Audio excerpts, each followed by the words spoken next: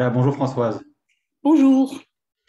Alors, je te remercie très sincèrement d'avoir accepté d'échanger sur ma chaîne YouTube pour un entretien qui, je n'en doute pas, sera extrêmement intéressant parce qu'en fait, il parlera quelque part en filigrane, je pense, et peut-être même de manière essentielle, des droits humains. Alors, brièvement, avant cela, j'aimerais retracer ton parcours professionnel, ta biographie, comme l'on dit, qui se retrouve, pour tout dire, sur une page Wikipédia, qui dit notamment ceci. Tu es né à Bruxelles. Mhm. Licencié en criminologie, tu as obtenu ton doctorat en droit à l'Université catholique de Louvain en 65. Tu as été avocate au barreau de Bruxelles jusqu'en 1968, où tu es devenue chercheuse au Fonds national de la recherche scientifique. Mhm. Tu as obtenu ton agrégation pour l'enseignement supérieur en 1976 et tu es devenu professeur de l'Université catholique de Louvain la même année. Tu étais juge à la Cour européenne des droits de l'homme de 1998 à 2012 et vice-présidente de la Cour de février 2011 à septembre 2012. Et tu es l'auteur également effectivement de nombreux articles et ouvrages consacrés aux droits de l'homme et au droit pénal. Mais en fait, Françoise, derrière ces activités, je dirais, strictement professionnelles, ce qui m'intéresse en fait aujourd'hui, c'était l'objet de notre échange, ce sont tes sources d'inspiration, c'est-à-dire peut-être ce fil conducteur qui fait que tu t'es intéressé plus particulièrement aux droits de l'homme. C'est pas obligatoire, c'est pas une évidence forcément. Donc j'ai envie de commencer par le début, peut-être qui nous permettra de comprendre par la suite pourquoi cet intérêt. Et ce début, pour moi, évidemment, quelque part, c'est toujours un petit peu l'enfance. Du coup, quelle a été ton enfance et t'a-t-elle de fait marqué pour la suite de ton devenir? Oui, c'est une bonne question. C'est pas si facile à répondre parce qu'évidemment, on trouve toujours un peu dans son parcours des moments clés où alors on s'oriente dans une direction ou une autre. Moi, j'ai une enfance d'une famille à la fois typique et atypique. Mon père était décédé quand j'avais 5 ans, donc j'ai vécu avec mes 5 frères et sœurs parce qu'on était 6. Moi, j'étais la cinquième là-dedans, avec ma mère qui j'admire parce que dans cette période qui était quand même pas si facile, elle a géré ses 6 enfants avec force, avec conviction, mais évidemment dans ces grandes familles nombreuses. Surtout quand on est dans les plus jeunes, on mène un peu sa vie tout seul, hein, on se forme un peu soi-même et c'est très bien, quoi. Et c'est très bien comme ça, donc je ne regrette absolument rien.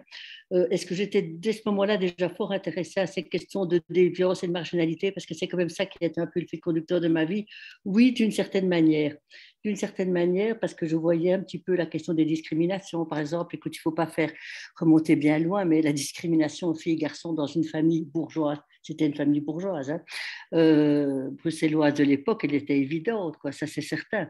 Alors évidemment, on vivait ça de manière très passive, en tout cas moi je le vivais de manière très passive, sans révolte, mais quand même, tu sors un peu de ces différentes choses avec un autre élément, et ça je trouvais vraiment bien, c'est grâce à ma mère qui voulait absolument que les filles comme les garçons chez nous fassent des études secondaires, des études universitaires, et ça je lui en serais reconnaissante, je dirais, toute ma vie. Mais je voyais bien que moi, dans ce genre de famille, on était encore extrêmement je dirais dans le courant dominant, oui, dans les discriminations, dans tout ça, qui, moi, j'avoue, me révoltait quand même un peu, quoi, je ne te cache pas. Alors, j'étais une élève tout à fait médiocre, pas en primaire, là, je ne me rappelle même plus, mais en secondaire, parce que ça ne m'intéressait pas, parce que j'avais envie de faire d'autres choses, je voulais faire de la musique, et c'est ça qui m'aurait vraiment passionnée. Donc voilà, j'étais tout à fait, pas du tout, alors que mes frères et sœurs étaient tous brillants, et donc je voyais un peu cette opprobre qui se jetait sur moi. Je me dis, tant pis, bon, et puis voilà, je n'ai pas été acceptée au conservatoire, ce qui est ma grande tristesse dans ma vie, parce que j'aurais voulu être chef d'orchestre, mais voilà, je ne l'ai pas été. Puis alors je me dis, mais tant qu'à faire, étudions, faisons comme tout le monde, latin et grec dans ces écoles catholiques, hein, parce que moi, c'est de là que je sors. Donc voilà, j'ai un peu une enfance, j'avais des passions comme tout le monde en a, qu'on n'a pas toujours réalisées, je n'ai pas toujours réalisé, mais dans lequel tout ce qui était un peu en dehors du courant dominant m'a toujours intéressé, ça c'est vrai. Les religieuses puisque j'étais des religieuses à mon époque, quand on pense à ça, ces femmes qui consacraient leur vie à l'éducation de bourgeoises, quand même, mais quelle horreur quand on y pense. Oui, alors elle me disait, j'étais un peu une révoltée, entre guillemets, c'est un grand mot, hein. Mais c'est vrai que je menais un peu ma vie comme je l'entendais, et ce genre de choses. Alors voilà, j'avais 16-17 ans, il fallait commencer à penser ce que j'allais faire à l'UNIF, et je pensais faire des choses tout à fait plus classiques, la physique ou l'histoire, et alors j'ai été extrêmement mobilisée, et je me demande encore comment je suis arrivée là-dedans, par écouter des groupes d'avocats qui, en Belgique, des avocats belges, des avocats français, qui défendaient le FLN pendant la guerre d'Algérie, au mépris de leur vie. au péril de leur vie, et qui nous expliquait d'avoir des audiences qui étaient quand même très limitées au Palais des Beaux-Arts, dans une petite salle. Je me demande toujours comment je suis arrivée dans cette salle. Il expliquait effectivement toute la question des tortures, des traitements inhumains dégradants, de ce qu'on appelait les événements à l'époque. Hein. Et alors ça m'a vraiment tout d'un coup ouvert les yeux sur l'importance de la défense, la question de la torture, la question ben voilà, de tous ces mouvements de libération qui étaient enfin, ça m'a vraiment, genre, je voyais encore ces avocats, je les entends encore. Alors, je me dis, non, maintenant, je change. La physique, c'est très joli, c'est pour d'autres. Je fais le droit parce que je veux être avocat de la défense, ce que je n'ai été que 3 ans, comme tu vois, quoi. Et donc, c'est comme ça, à un moment, je crois que j'avais 16 ou 17 ans, sans plus. C'est un moment où, au fond, on découvre tout et que moi, j'avais pas mal de liberté chez moi. Maintenant, je me dis, les jeunes de cet âge-là, les parents décident tout pour eux. Moi, ma mère ne décidait rien du tout pour moi. Elle ne savait même pas ce que je faisais. Donc, c'était bien. D'une certaine manière, c'était bien. Ça me permettait de faire un peu tout ce qui m'intéressait.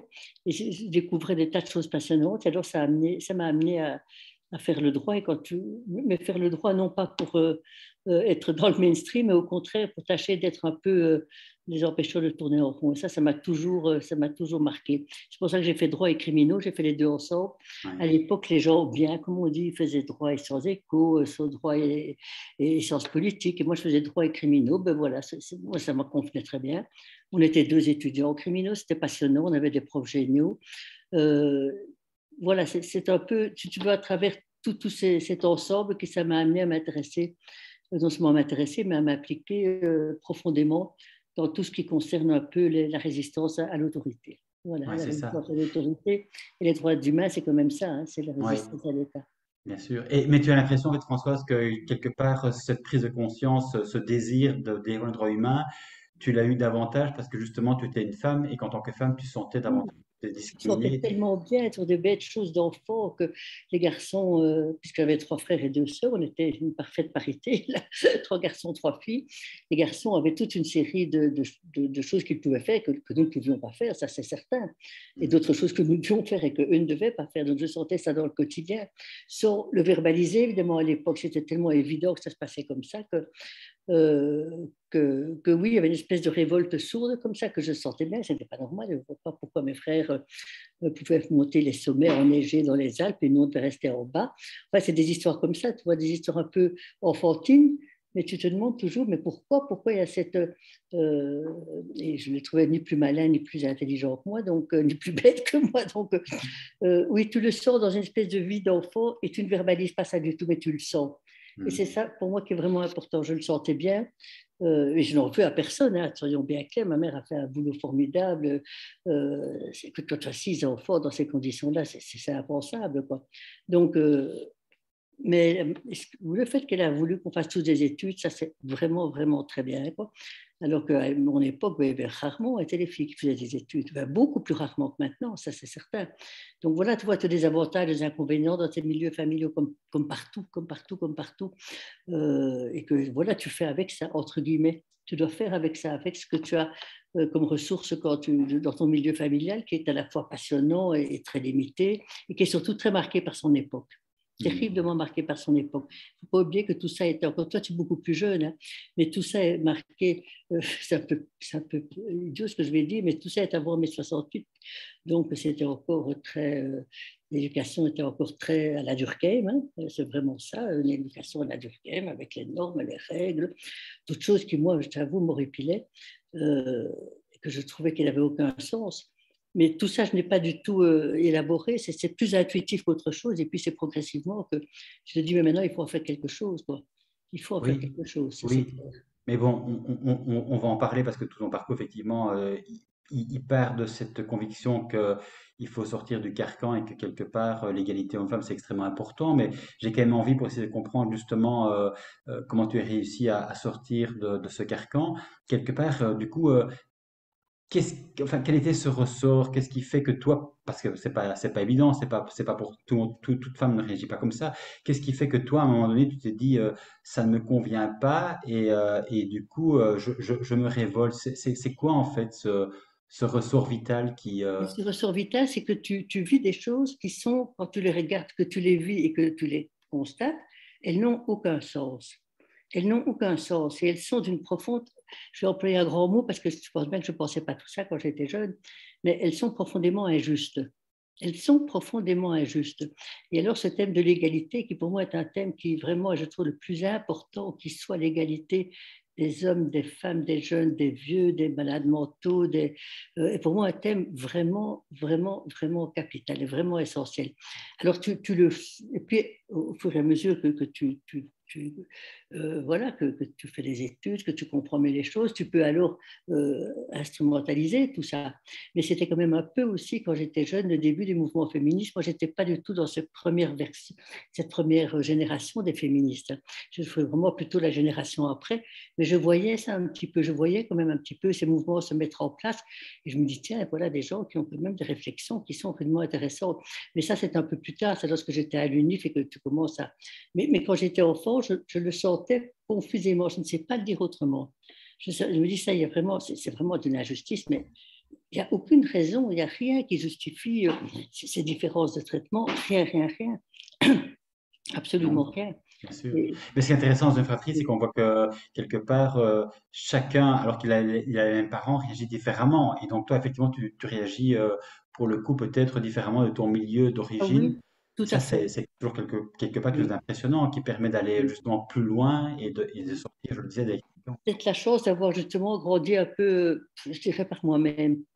Parce qu'il faut bien savoir, il faut voir, c'est quand même 6 enfants. Ma mère s'occupait à juste titre, surtout des aînés, qui étaient tous très bien, très très bien.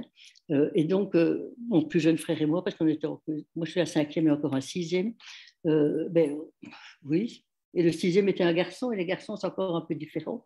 Mais très honnêtement, oui, je comprends très bien qu'elle ne pouvait pas s'occuper de nous. C'était impossible.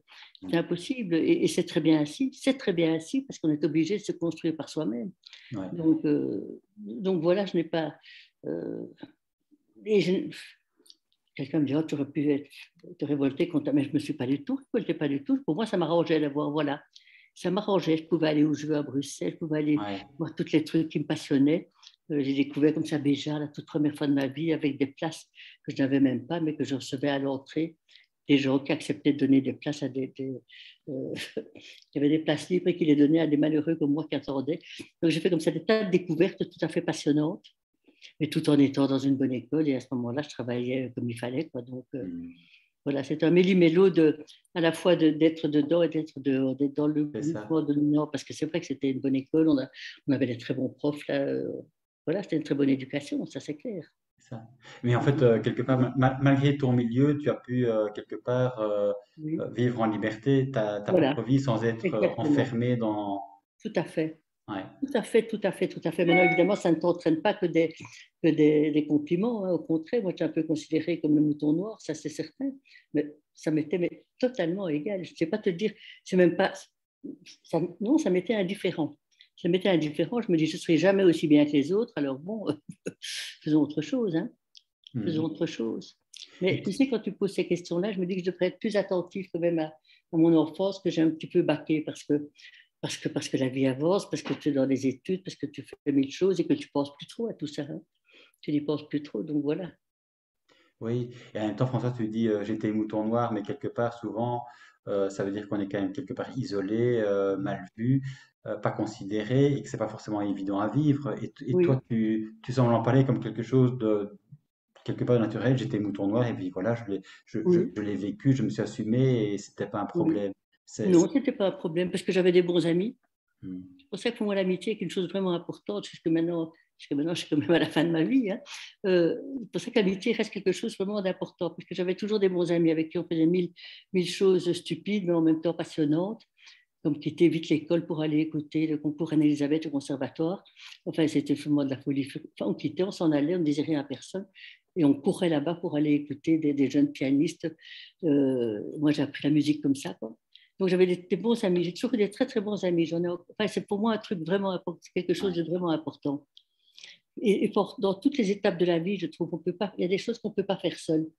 Euh, et voilà, ça, c'est quelque chose qui me, où que je sois, que ce soit à l'UNIF, que ce soit après à la Cour des droits de l'homme, j'ai toujours eu, et je suis vraiment contente à ça, un cercle d'amis très proche avec lequel on peut vraiment parler sans contrainte, euh, rien ne sera retenu contre vous. Ouais. Voilà, ça, je trouve vraiment important.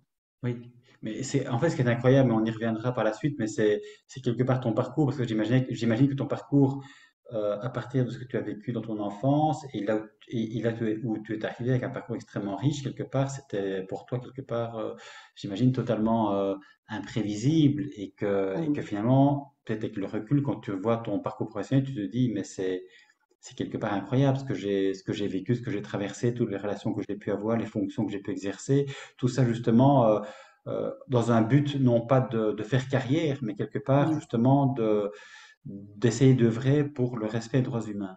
Écoute, tu vois, moi, je n'ai jamais, je me vois même pas ce que c'est faire carrière. Je n'ai jamais pensé à ça. Ouais. Quand j'avais fini le droit, ben voilà, alors je me dis maintenant je vais être avocat et je l'ai fait. Je l'ai fait, bien sûr, mais alors voilà, il y avait un prof qui était avocat à la Cour de cassation et alors à l'examen, il me dit, oh, vous voulez pas venir faire le stage chez moi? Moi, j'étais content de voir quelqu'un qui me demande de faire le stage. J'ai dit oui, je n'ai même pas réfléchi, j'ai pas dit. Mais alors, du coup, je me suis retrouvée avec un avocat à la Cour de cassation, je ne faisais pas plus du tout de pénal. Euh, Bon, ça m'a quand même passionné parce que j'ai appris alors à faire des pourvois en cassation, tant et plus.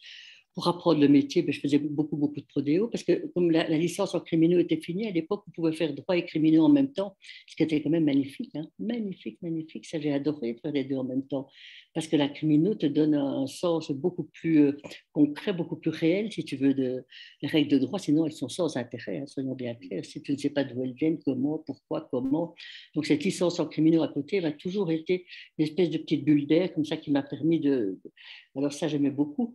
Et donc, je me dis, tiens, je vais être avocat pénaliste, mais bon, voilà, c'était pas possible pour des tas de raisons, parce que les avocats pénalistes à l'époque, c'était pas du tout un milieu intéressant, et que tout compte fait, la recherche m'intéressait quand même beaucoup dans ce domaine. C'est pour ça qu'alors j'ai postulé au FNRS, et voilà, j'ai eu ce mandat d'aspirant. Et de nouveau, ce n'était pas évident, mais il valait mieux rire parce qu'il y avait le membre de la faculté qui était dans la commission et qui devait soutenir en principe les candidats de la faculté, mais il trouvait que ce que je faisais n'avait aucun intérêt. Il m'a dit qu'il ne me soutiendrait pas. Je lui ai dit, zut, alors ça commence mal. Et puis, c'est affreux ce que je lui ai dit, mais il est mort. Et alors, du coup, il n'y avait plus d'obstacles. Oui, Et j'ai ça. eu mon mandat. C'est affreux ce que je lui ai dit, c'est vraiment horrible. Ben alors tant mieux, j'ai eu ce mandat d'aspirant et j'ai pu commencer cette thèse, ce qu'on appelle l'agrégation d'enseignement supérieur, puisqu'en droit, on était docteur en droit sans thèse, hein, et Hmm. donc pour avoir le diplôme. Et moi, je l'ai fait parce que je me dis, tiens, enfin, pourquoi je l'ai fait? Bonne question. Parce que je trouvais passionnant de réfléchir à ces questions. Et alors, j'ai eu la chance d'aller en Angleterre en 68-69 et aux États-Unis 69-70. Et ça, évidemment, ça m'a tout à fait renverser la tête parce que c'était le grand moment aux États-Unis et en Angleterre aussi de la remise en cause des questions pénales, du développement des droits humains, des human rights. C'était la fameuse cour Warren, c'était toutes ces décisions de la Cour suprême qui sont maintenant occupées à être détricotées par la Cour suprême de Trump, appelons-la comme ça. C'est pour ça ce qui se passe maintenant, moi, me touche énormément parce que j'ai vu tous ces mouvements sur les droits civiques, le mouvement des femmes, le mouvement des Noirs, le mouvement des gays. Je les ai vus parce que j'étais à New York, à Columbia et à NYU. Et donc, je l'ai vu, et comme j'étais encore jeune chercheur, mais tout ça ça m'a intégré, enfin, j'ai intégré tout ça avec un immense intérêt, tout le thème de la décriminalisation, c'était comme un moment de fermentation et de développement. C'était passionnant, mais passionnant, passionnant. Hmm. J'étais dedans, j'ai vu les manifestations à Washington contre la guerre au Vietnam, l'invasion du Cambodge. C'était vraiment, pour moi, c'était un grand moment de remise en cause presque de la civilisation. Hmm. Alors c'est vrai que oui, ça m'a vraiment alors j'ai continué mon doctorat comme ça à mon aise, c'était pas un sujet terrible, hein, je le reconnais. J'avais un patron de thèse à Louvain qui était un monsieur magnifique, un vieux monsieur qui était conseiller à la Cour de cassation. Il me disait toujours, je ne vous comprends pas, mais je vous soutiens. Et ça, je trouvais que c'était, voilà, pourquoi tout ça vous intéresse? Le droit est national, ça ne sert à rien d'aller là-bas, ça ne sert à rien. Et bien, je dis oui, je vous comprends vous, mais moi j'ai envie de voir comment le pénal ça se crée, comment ça se vit, comment le procès pénal peut être un procès équitable, au contraire une loterie épouvantable. Hmm.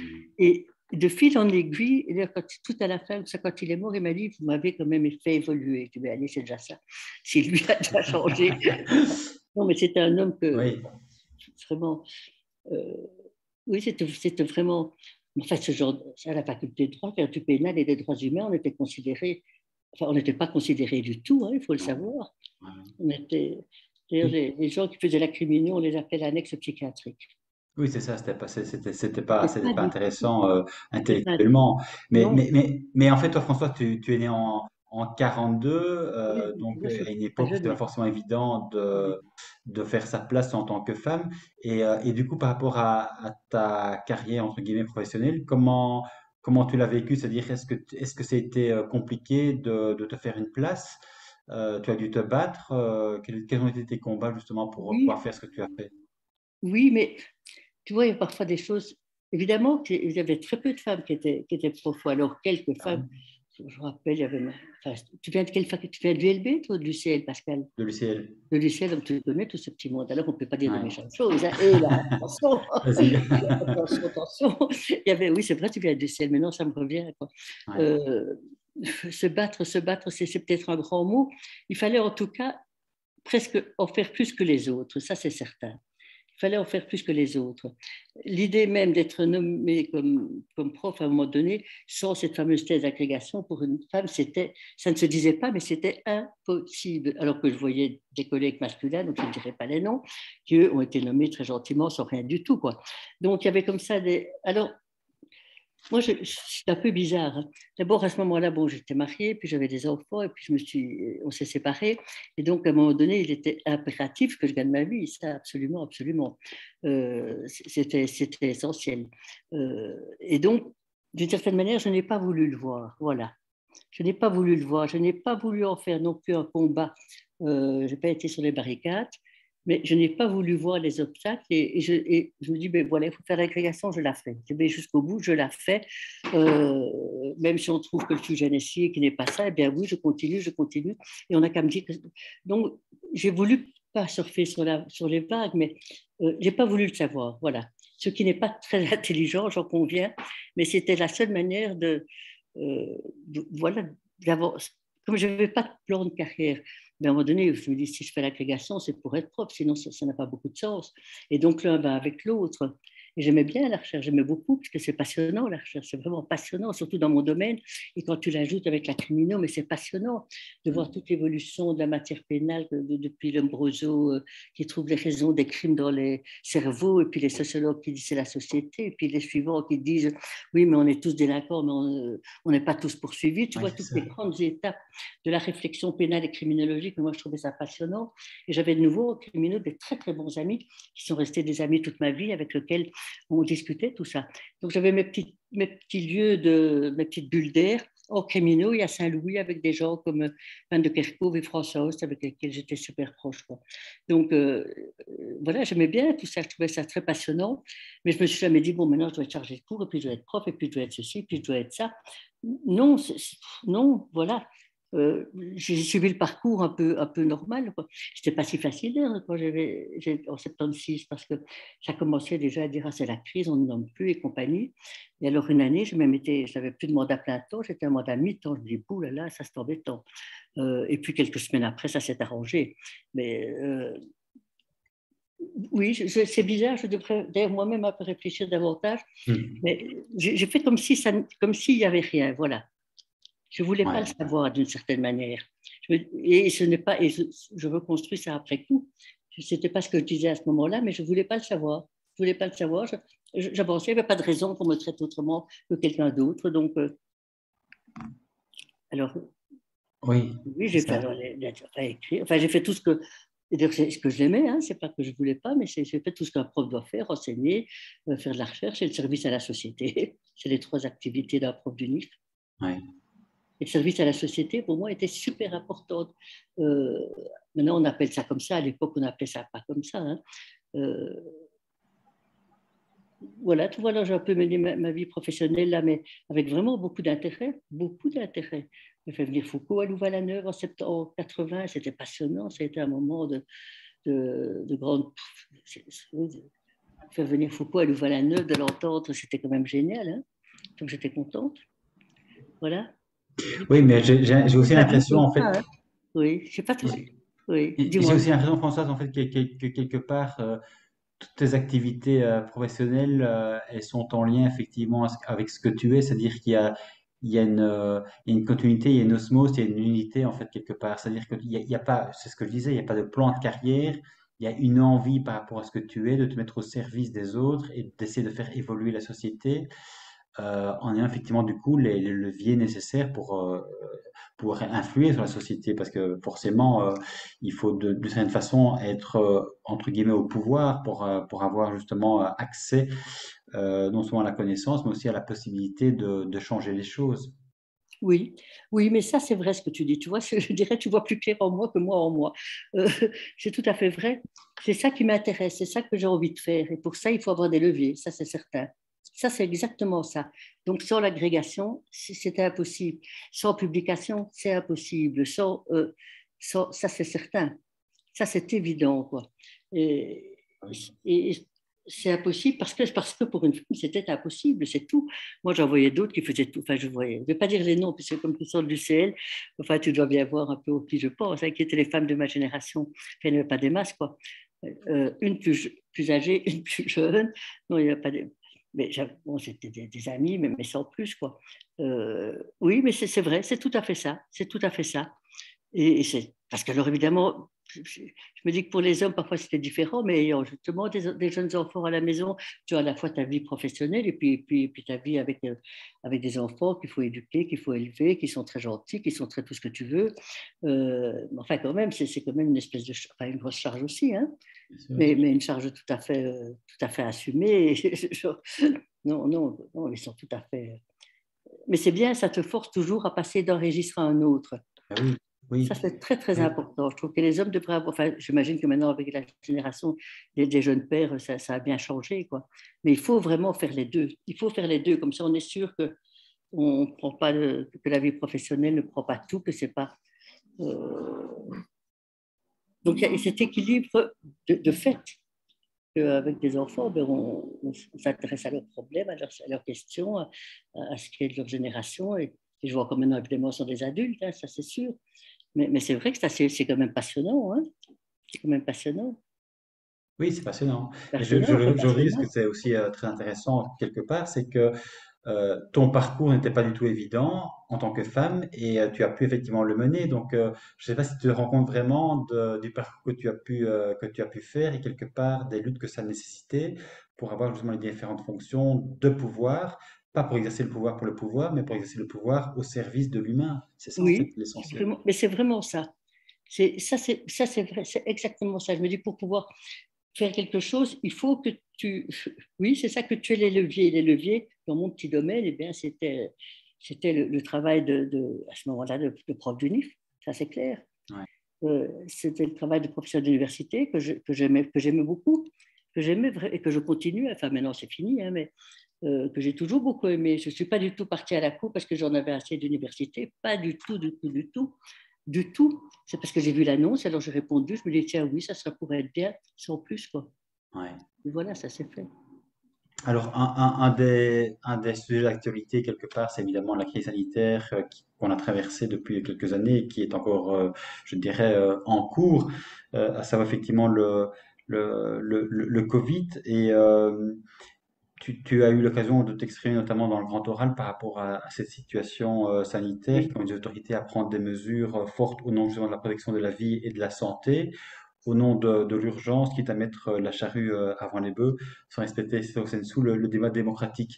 Et du coup, en fait, pour toi, Françoise, euh, comment vois-tu quelque part, toi justement, pour qui les droits humains c'est extrêmement important, la liberté, ça va de soi, comment vois-tu cette restriction? Est-ce que tu peux l'entendre au nom de ce droit à la santé, qui est effectivement un droit public?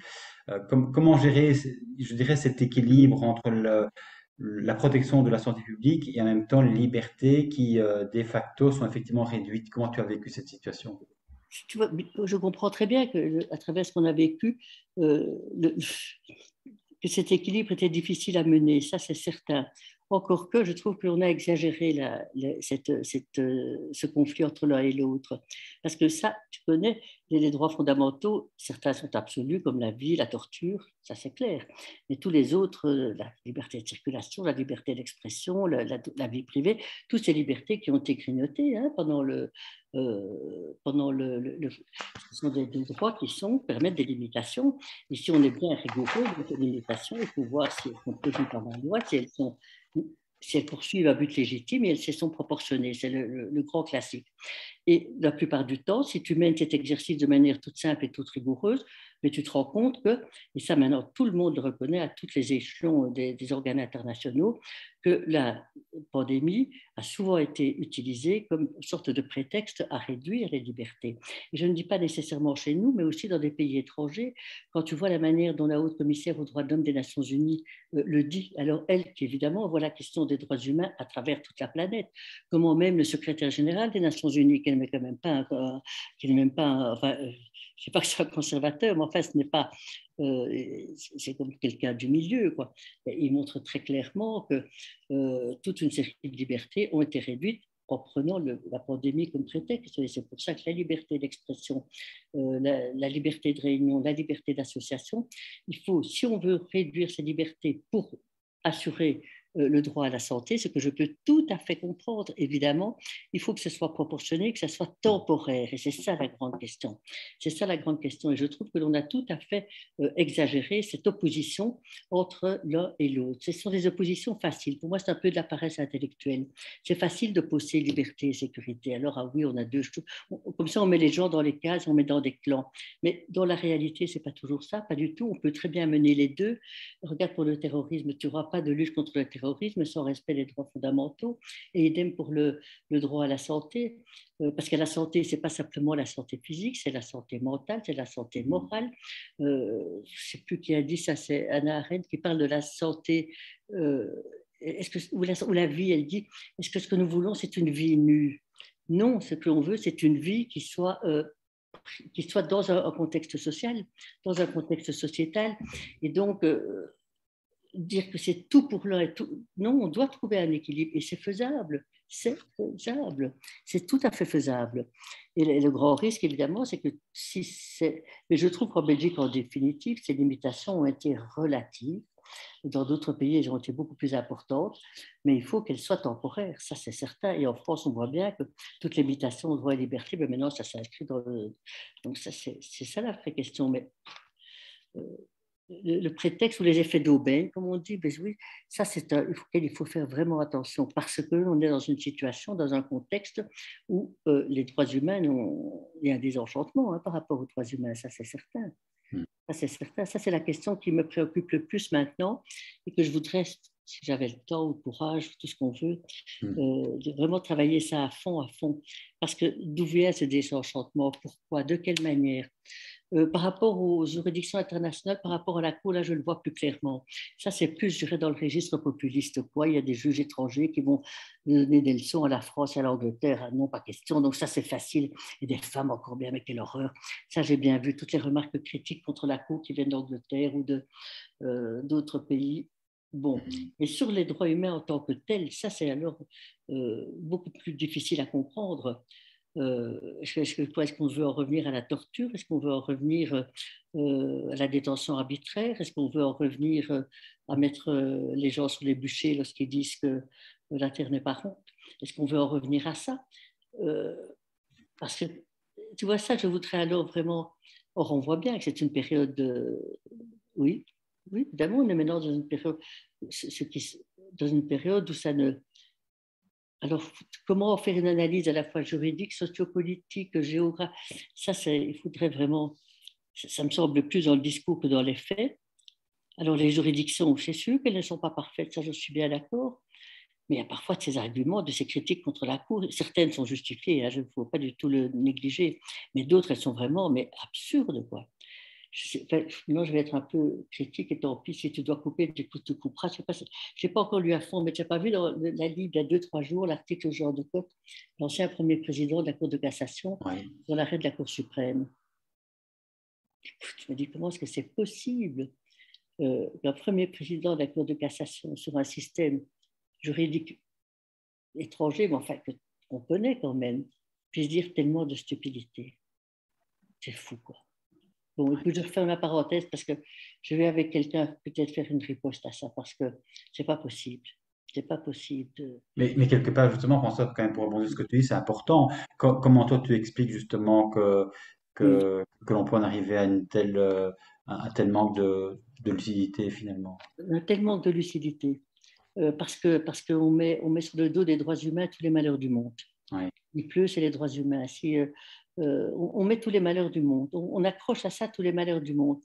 Euh, et alors, évidemment, il y a toujours les oppositions entre, si tu veux, les plus progressistes et les plus conservateurs. Il faut accepter les positions des uns et des autres. La sécurité juridique, c'est une valeur, c'est certain, mais ce n'est pas une valeur unique. Il faut aussi pouvoir ouvrir ça à d'autres réalités. Si maintenant on devait encore s'assurer que les droits sont les droits de la Révolution française, ben on n'en sortirait jamais. Et on serait encore à mettre les gens sur les bûchers. Donc, comment est-ce qu'on explique ça aujourd'hui pour toute une série de facteurs politiques, juridiques, économiques. Ça, c'est sûr que la crise économique, dans une crise économique, on cherche toujours les boucs émissaires. Alors, les droits humains, c'est assez facile. C'est assez facile, alors que c'est le moment où on devrait, au contraire, être les plus attentifs aux droits économiques et sociaux. Donc, tu vois, je n'ai pas encore, je devrais, parce que voilà, là, il y a quelques années que j'ai quitté la cour, et puis il faut un peu se remettre en place, hein, une fois qu'on a quitté et l'université et la cour. Mais ça, je voudrais aller vraiment plus loin, retrouver, faire la part des choses entre les critiques qui certainement, certaines doivent être, mais comment les inscrire, comment, voilà. Toi, je ne suis pas encore loin là, dans la recherche, mais je voudrais le faire. Je Ouais. voudrais le faire parce que j'ai vraiment l'impression que ce sont nos balises, on parle toujours de valeurs, mais les valeurs, qu'est-ce que c'est? C'est ça, hein. Oui, mais j'ai l'impression aussi, quelque part, sur la même chose, c'est que ta conscientisation, elle est un petit peu liée aussi à ton propre parcours, qui fait que tu es peut-être effectivement quelque part plus éveillé en regard des droits humains que d'autres personnes qui n'ont pas cheminé de la même façon. Je pense qu'il y a Oui, quelque part une question oui, d'expérience aussi dans la vie, dans le concret, dans le réel, qui oui. fait que la perception est différente, elle est intellectuelle, elle est en fonction notamment d'autres intérêts. Mais si on veut revenir effectivement à l'humain et rien qu'à l'humain, du coup, on peut effectivement voir les choses Mm. différemment. C'est très vrai ce que tu dis. J'ai fait un petit papier il y a quelque temps sur la question des femmes dans la juridiction internationale. Et alors, bon, j'ai un peu travaillé toutes ces questions que je trouvais assez intéressantes. Hein, pourquoi est-ce qu'il y a si peu de femmes dans les juridictions internationales? C'est une question de légitimité, c'est une question Ouais. de. Et alors, je lisais quelqu'un qui disait ah oui, c'est la présidente de la Cour suprême d'Angleterre, qui est quelqu'un de formidable, qui s'appelle Brenda Hale. Elle est amusante comme tout, si j'ose employer ce terme-là, mais parfois les Anglais sont drôles, hein, surtout les femmes anglaises avec son petit chapeau et tout ça. Elle est vraiment. Parce qu'on était ensemble, tiens-toi bien, on était, elle et moi, témoins à un mariage homosexuel à Londres. Alors, on était là tapés toutes les deux. Euh, c'est un prof de l'University College qui est vraiment très, très bien. Et alors, je lisais un article qu'elle avait fait là-dessus. Elle dit tant que l'on n'a pas vécu soi-même les questions de discrimination, on ne peut pas les comprendre dans la réalité. Et c'est exactement ça. Et c'est exactement ça. Et ça, alors je me dis, ben oui, au fond, c'est ça. Elle dit ce que intuitivement, je ressens. Tant qu'on n'a pas vécu soi-même ça, on ne se rend pas compte, tout simplement. On ne se rend pas compte. Ben non. Et c'est normal, il y a des tas de Ben choses oui. que je n'ai pas vécues, dont je ne me rends sans doute pas compte non plus. Hein. Des tas de Mm. choses et ça, j'ai trouvé important. Donc, c'est pour ça qu'il faut, sur ce terrain-là, il faut. Tu vois, comme je te disais tout à l'heure, moi, je n'ai pas été une pionnière en matière de droits des femmes, mais plutôt une héritière. Et alors, c'est pour ça que maintenant, ces questions-là, si je peux encore faire des petites choses, eh bien, alors je m'y accroche. Ouais. Je tâche de le faire. Je tâche de le faire parce qu'on me dit ah, pourquoi tu fais encore ça? Tu pourrais aller te reposer à la mer. Oui, je veux bien, mais oui, j'irai me reposer à la mer comme tout le monde, mais euh, Oui. L'un euh, n'empêche pas l'autre. Mais du l'un coup, n'empêche pas l'autre. Hein, oui. non. Mais du coup, en Oui. fait, Françoise, quand tu parles d'héritage, justement, est-ce qu'il y a des femmes qui t'ont inspiré particulièrement pour te Oui. conscientiser, justement? Dans mon jeune temps, quand j'étais à l'UNIF, non, jeune avocate, il y avait une femme à l'ULB qui s'appelait Eliane Vogel-Polski. Elle donnait le droit du travail. Elle est plus âgée que moi, ça c'est clair, puisque elle était avocate et il y avait une association des femmes juristes. Cette association des femmes juristes était présidée, tiens-toi bien, par la femme de Robert Orion. Donc on ne peut pas dire que ce sont des socialistes avec le couteau entre les dents, hein, loin de là. Dans des fauteuils confortable de l'avenue Messidor, c'est Madame Orion, la femme du ministre, c'était Eliane Vogel-Posky, qui était prof de droit du travail à l'ULB, venait nous expliquer, et moi j'avoue que j'étais bouche bée, la question de la grève des femmes à la FN en 1966, pardon, en 1966. Cette première grève des femmes à la Fabrique nationale des armes de guerre, les fameuses femmes machines, qu'on les appelait. Il y a eu une exposition il n'y a pas longtemps justement pour l'anniversaire de cette, je ne sais pas si tu as vu, cette exposition à Liège, à la FN, et qui alors reprenait, c'est la première fois qu'il y a eu une immense manifestation de femmes, une grève des femmes qui a duré 3 mois, à travail égal, salaire égal, c'est gros slogan. Alors, Hélène Vogel, que j'ai vraiment beaucoup suivi à ce moment-là, j'ai fait beaucoup de choses avec elle sur la question égalité homme-femme. Elle était dans le droit du travail et dans le droit européen, ce qui n'était pas du tout mon truc, ni l'un ni l'autre. Et alors moi, je tâchais de faire ça dans le domaine du droit pénal et de la criminalité. Mais elle m'a vraiment, elle est vraiment très, très, très bien. Je sais qu'il y a un auditoire ou un amphithéâtre à l'ULB maintenant qui porte son nom. Elle est très, très bien, Eliane Vogel. Elle est vraiment... Alors oui, ça m'a vraiment, ça m'a vraiment inspiré intellectuellement. Hein. Ouais. C'est vraiment, Oui, bien vraiment sûr, mais ça très, porte. très bien. Mais, et dans tes lectures, éventuellement, il y a des lectures d'écrivaines qui t'ont effectivement, quelque part, peut-être rendu féministe et qui t'ont fait comprendre qu'il y a une discrimination homme-femme Oui, assez oui. systémique. Françoise Collin, par exemple. Et là, quand j'étais aux États-Unis, à Columbia, elle est venue maintenant parler ici. J'étais toute triste de ne pas l'avoir su, sinon j'aurais été Angela Davis. Je ne sais pas si tu as vu Angela Davis, c'est une noire américaine que j'ai vue à Columbia à l'époque. Et elle, je lisais un peu tout ce qu'elle écrivait. Et elle est venue en Belgique, je ne sais pas où, au Cirque Royal, paraît-il. Et je n'ai pas su, sinon évidemment, j'aurais été au premier rang pour retrouver mes origines, quoi. Euh, oui, ça c'est certainement quelqu'un. Bon, alors les travaux de Françoise Collin qui sont quand même très. Mais tout ça, c'est un peu. Si on parle de ça à des jeunes femmes d'aujourd'hui, elles ne savent plus de qui on parle. Hein. Ça, c'est clair. Non, mais Mais c'est maintenant, important justement de revenir à ces combats passés pour comprendre ce qui se vit encore aujourd'hui, ce qui se oui, je joue encore devrais me quelque part remettre aujourd'hui. là-dedans. Je devrais m'y remettre. Alors Françoise, en fait, par rapport à ton parcours justement, et je dirais quelque part, ce qui est important pour toi, c'est le sentiment que les droits de l'homme sont de fait essentiels. Et alors, ce qui m'avait interpellé aussi, c'est que tu avais réagi par rapport à un documentaire intitulé Sale pute, et un documentaire réalisé par Florence Hainaut et Myriam Leroy, qui est sorti en fait le 12 mai 2021 sur la CBF et Ovio, et qui de fait a fait beaucoup parler de lui. Il s'agit d'un film qui met notamment en lumière que l'espace numérique est devenu un terrain de bataille pour certains hommes qui veulent reconquérir une puissance et une place dont ils peuvent se sentir dépossédés dans l'espace public. Et du coup, en fait, pour toi, quel est, je dirais, ce ressenti, comment ce documentaire, quelque part, t'a percuté? Écoute, ce documentaire, je sais qu'il a été fait par Myriam Leroy et Florence, ça je sais très bien, mais je ne l'ai pas vu. En fait, je ne l'ai pas vu. C'est honte à moi. Je sais pas, je savais bien qu'il passait à tel moment, mais j'ai pas pu le voir, donc je ne l'ai pas encore vu. Je savais qu'elle devait le faire, surtout que Florence et nous m'en avait parlé. Je l'avais vu au tournoi d'Académie. On avait fait des tours de l'Académie sur toute une série de questions. Et elle m'a dit, bon, ok. Puis voilà. Donc, je n'ai pas vu le documentaire, pardonne-moi. Donc, je suis incapable de te dire quoi que ce soit. On peut mettre encore une troisième édition entre les deux, je l'aurais vu. Mais maintenant, je ne l'ai pas vu. Je ne l'ai pas vu. D'accord. Donc, je ne sais pas du tout te dire ce qu'il a dit. Florence Hénault, c'est qu'elle avait fait le master en genre. Hein. Je ne sais pas Oui, si vous êtes allé au bout. oui, Je oui. sais toujours trouvé ça une bonne idée. Myriam Leroy, c'est une plume, hein, c'est une plume et c'est une. Bon, voilà, elle a plein de talents. Mais j'ai pas vu le documentaire, donc j'aimerais bien le voir. Je vais le voir, voilà, dès ce soir. Non, Voilà, peut-être dès demain. Allez, allez, dès demain. ce sera l'occasion, mais je Mm. sais, Françoise, par rapport à ton parcours, justement, que la place de la femme, forcément, est quelque chose d'essentiel. Et je pense que aussi, du coup, de par ta propre enfance, tu as compris que la femme n'était pas forcément l'égale de l'homme et que ça a été un long chemin aussi du coup, dans l'histoire de faire en sorte que la femme puisse quelque part s'émanciper du patriarcat et puisse effectivement être l'égale de l'homme. Et du coup, la question que j'avais envie de te poser, c'était par rapport évidemment euh, mais au fait que tu étais juge de 1998 à 2012 Mm. auprès de la Cour européenne des droits de l'homme, ce qui n'est quand même pas rien justement entre guillemets pour une femme, par rapport à un texte de la Convention qui a été adopté en 1950.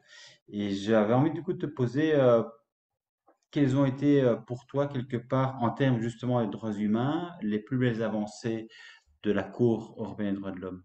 Ah, ça, c'est une belle question. C'est une belle question parce que comme toutes les avancées à la Cour, elles sont toujours lentes, hein, ça c'est certain. Donc je m'imaginais au début que tout ça pouvait se faire rapidement. Non, non, elles sont elles sont lentes, ça c'est certain. Alors je trouve que c'est une belle question qui m'oblige à réfléchir et à me souvenir surtout des affaires significatives. Hmm. Euh, il y en a une auquel je pense évidemment, mais ce n'est pas typiquement féminin, celle-là. Ça ne concerne pas que les femmes, mais quand même c'est la question du changement de sexe. Alors, tu vas dire que ce n'est pas exclusivement féminin, mais c'est parce que c'est une des plus premières affaires que j'ai eues à la Cour, qui était justement des transsexuels, pour lesquels la Cour devait toujours dire non, non, non, non, il faut pas, on ne doit pas rentrer dans ce débat-là. Et puis, en 2001, la Cour est entrée dans ce débat-là et a estimé qu'effectivement, les transsexuels, et c'était justement des hommes qui avaient fait au terme d'opérations qui étaient quand même extrêmement douloureuses, qui étaient devenues des femmes. Et où la Cour a dit non, eh bien, il faut reconnaître leur droit à la vie privée, même le droit au mariage. Donc, tu vas dire que ça, c'est pas typiquement une affaire femme, mais c'est quand même une affaire importante. Alors, d'autres affaires, je devrais y réfléchir parce que je l'ai fait, hein. Oui, il y a Hmm. beaucoup d'affaires, je l'ai fait. Ça, c'est peut-être le type de question que j'aurais dû peut-être mieux préparer en reprenant un peu toute la jurisprudence quand j'étais à la Cour. Des questions. Ah ben oui, la sécurité sociale, par exemple.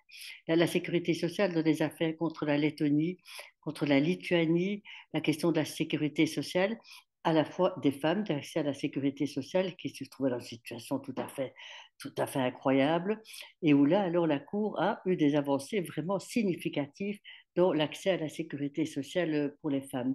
Idem pour une question qui concerne l'extrême pauvreté. Si je fais un peu plic-ploc parce que j'ai plus dans la tête, j'ai cru au début à la Cour que j'allais Oui, retrouver tout, mais non, évidemment que non, quoi. Et maintenant, hmm, 10 ans plus tard, c'est encore pire. bien sûr. Mais une autre affaire que je trouve vraiment importante, ça concernait l'extrême pauvreté. Il faut savoir que l'extrême pauvreté touche quand même surtout beaucoup les femmes hein, dans beaucoup de pays. Et alors là, effectivement, par rapport à la Russie, on a eu des affaires où là, la Cour là, a vraiment il a insisté de manière extrêmement forte. Alors, une autre affaire, ça, je n'étais plus là, mais je l'ai lu par après. Ça, j'avoue que c'est presque caricatural. C'est une affaire contre le Portugal, ou alors ça concernait une question de violence sexuelle et d'une femme d'un certain âge, au-delà de 50 ans. Et alors, les autorités judiciaires au Portugal avaient dit, bon, avaient reconnu qu'effectivement, il y avait eu des violences sexuelles, etc. Mais alors, en termes de réparation, on avait dit, mais c'est plus très grave, parce qu'après 50 ans, les femmes n'ont quand même plus une vie sexuelle tellement développée. Donc ça, c'était vraiment presque la Hmm. caricature, mais absolue, quoi. Alors évidemment, Ouais. la Cour, heureusement, dans cette affaire-là, a de suite, c'est de suite, évidemment, ça c'était une marque de sexisme absolument évident, quoi. Parce que la discrimination fondée sur le sexe, alors maintenant je te fais de manière un tout petit peu plus théorique, tu vois, il y a une disposition de la Convention qui est l'article 14 qui interdit toutes les discriminations dans la jouissance de tous les droits prévus par la Convention elle-même. Et alors, dans la discrimination fondée sur le sexe est considérée comme étant un critère suspect. Un critère suspect, à savoir que par rapport à ce type de discrimination, il faut être d'autant plus attentif. Et ça, c'est une recommandation que tous les instruments de protection des droits de l'homme ont maintenant développé. S'agissant de ça, et la Cour l'a répété, il faut alors être particulièrement attentif. Je sais que c'est des banalités comme celles que je viens d'expliquer par rapport au Portugal, mais beaucoup de ces discriminations sont aussi des discriminations un peu cachées. Et ça, c'est une question très, très difficile par rapport à la discrimination cachée. Les femmes ne font pas toujours valoir, elles ne se plaignent pas toujours. Ça, c'est la grande question qui empêche au fond que toutes ces discriminations à l'égard des femmes n'arrivent pas devant les tribunaux, c'est qu'elles ne déposent pas plainte et dès lors tout le système ne se met pas en place. Et ça, la Cour est très attentive à ces discriminations fondées sur le sexe, que ce soit pour la question de la torture, que ce soit la vie privée, la vie familiale, bien entendu, euh, avec alors, et ça il faut, voilà, il faut l'accepter aussi, c'est un peu le paradoxe, c'est que c'est l'article 14 qui interdit la discrimination fondée sur toute une série de critères, hein, mais notamment celui-là, les hommes les emploient souvent. Et donc les hommes emploient plus souvent presque cette disposition que les femmes, par exemple, un Russe, et à très juste titre, il faisait valoir qu'il n'avait pas eu l'occasion d'avoir un congé de paternité, alors que c'est lui qui était responsable des enfants. Et donc Hmm. ça, et je trouve ça tout à fait légitime que les hommes utilisent cette disposition qui est ouverte à tout le monde, alors qu'elle paraissait plus naturellement ouverte pour les femmes. Les femmes ne déposent pas beaucoup de plaintes à Strasbourg, en définitive, beaucoup moins que ce que la réalité laisserait penser. Voilà, je Ouais, dirais un peu comme ça, in globo, ouais. ce que je pourrais dire sur cette question-là, qui pour moi est cruciale, hein. Elle Oui, est ben j'imagine, et tu as effectivement en tant que juge à la cour un rôle du coup aussi absolument crucial parce que du coup c'est ça, tu interviens avec des autres juges à un niveau supranational quoi. Je veux dire, quand on a tout épuisé quelque part, la cour parfois c'est le dernier ressort. Et tu oui, dis justement à propos de la cour, tu dis ceci, la cour c'est le pôle sacré de l'Europe. Les États sont souverains mais ils doivent accepter ce contrôle externe, un contrôle qui dérange. Et lorsqu'on évoque ton travail à Strasbourg, tu es effectivement intarissable. Tu évoques ces histoires à se faire dresser les cheveux sur la tête, dis-tu, ces situations individuelles qui vous saisissent, tous ces cas très concrets qui ont un impact dans tant d'États du continent. Pour elle, c'est certain, il y a une évolution globalement positive en matière de droits de l'homme. Certes, il y a toujours de grandes difficultés, mais en 30 ans, le niveau d'exigence s'est élevé, un vent rafraîchissant dans la morosité ambiante. Et bah voilà, ça c'est évident. ouais, C'est évident. C'est pour ça qu'aujourd'hui, je le vois bien, et comme tout le monde le voit, qu'il y a vraiment un mouvement de retrait et de méfiance et de recul par rapport aux droits fondamentaux et aux organes ouais, de contrôle, c'est-à-dire à la Cour et aux autres. C'est vraiment une profonde régression. Ça, c'est certain. C'est une profonde régression. Parce que si on fait un peu le point sur le contrôle de la Cour et de la Cour constitutionnelle dans les pays où ils existent, enfin de tous les organes judiciaires avec la Cour des droits de l'homme, qui, comme tu dis très bien, est le dernier rempart et le dernier ressort, eh bien, on voit très bien qu'il y a eu des évolutions et des évolutions profondes en matière de placement d'enfants, en matière de liberté de la presse, bien entendu, le secret des sources, la protection du droit à la vie, l'interdit de la torture, la question de la torture, l'article 3 de la Convention, il est utilisé énormément, énormément, et heureusement qu'il y a quand même une disposition là qui dit que la torture, que ce soit dans les institutions pour mineurs, que ce soit, que quand je vois maintenant tout le monde, toutes les autorités, les chefs d'État laïcs et religieux qui font des pénitences et des pardons, etc., par rapport à toute la violence qui, ouais, ces mineurs qui étaient, enfin je pense au pape qui était là par oui, rapport aux autochtones, mais oui, écoute, oui, oui, ça ne veut pas dire que c'est la Cour des droits de l'homme qui a fait évoluer ça, mais enfin, on ne peut plus accepter aujourd'hui qu'il y ait des situations telles que celle-là. Ça, c'est non, absolument.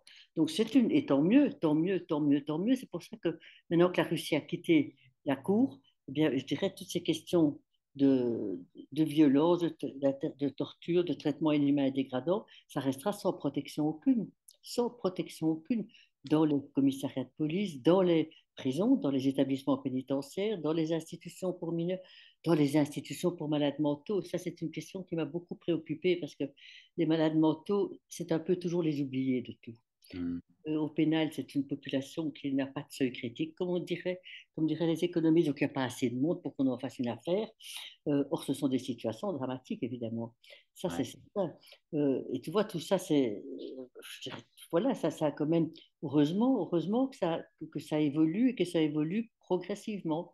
Alors, évidemment, il y a des points de fixation, hein, l'avortement, l'euthanasie, les choses comme ça. Mais à côté de ces affaires, je dirais plus ouais, importantes aussi, mais il y a beaucoup d'affaires beaucoup plus banales, beaucoup plus simples, si tu veux, où le fait que la Cour existe, eh bien, a pu quand même améliorer la situation.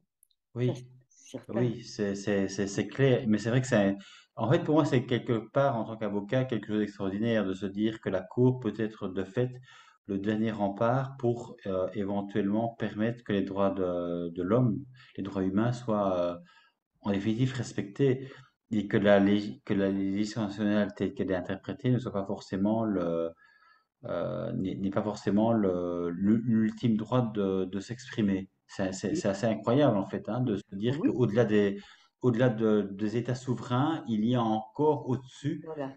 un contrôle possible. tout à fait, c'est exactement ça, Pascal, mais c'est exactement ça.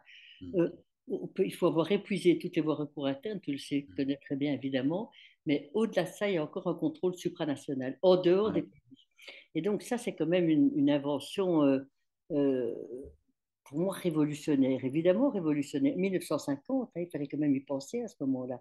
ouais, Il fallait y penser, même si la Cour n'a commencé à travailler, enfin, elle n'a eu des affaires qu'à partir de 1959. Donc, parce que ce système était tellement révolutionnaire qu'il fallait que les États un peu s'habituent, que les avocats s'habituent. Oui, c'est vraiment ça. Et alors, on explique ça, et j'avoue que je partage cette idée, que les droits fondamentaux doivent avoir un contrôle externe pour avoir du sens. Parce que, et c'est ça que maintenant un pays comme l'Angleterre, par exemple, dit oui, mais nous le faisons très bien nous-mêmes.